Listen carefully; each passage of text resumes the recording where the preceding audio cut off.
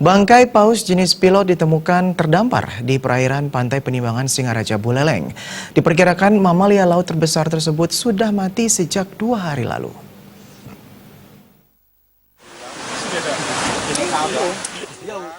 Inilah mamalia jenis paus pilot yang ditemukan warga sekitar di perairan pantai Penimbangan Singaraja Buleleng sekitar pukul 6 WITA dengan kondisi sudah mati.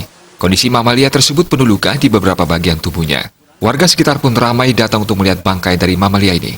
Mamalia jenis paus pilot ini memiliki panjang 2,3 meter dengan bobot hampir 100 kg. Tim peneliti dari Universitas Pendidikan Ganesha Singaraja yang melakukan pengecekan terhadap bangkai mamalia paus memperkirakan paus sudah mati sejak 2 hari lalu dilihat dari kondisi fisiknya dan kemungkinan luka-luka dari tubuh paus diakibatkan oleh ikan predator yang ada di perairan ketika sudah tidak bernyawa. Paus pilot ini biasanya hidup berdampingan dengan mamalia jenis dolphin dan sebarannya banyak ditemukan di laut utara Pulau Bali.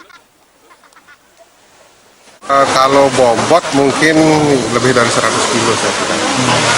Kalau matinya nanti sore rencananya teman-teman dari FKH Udayana akan datang kemari untuk melakukan nekropsi lebih lanjut, mengetahui penyebab pasti kematian dari paus pilot.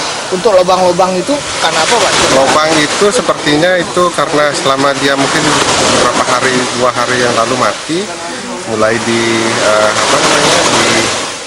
oleh ikan-ikan yang berada di sepanjang tubuhnya. Rencananya tim peneliti meneliti lebih lanjut penyebab kematian dari mamalia jenis paus pilot ini.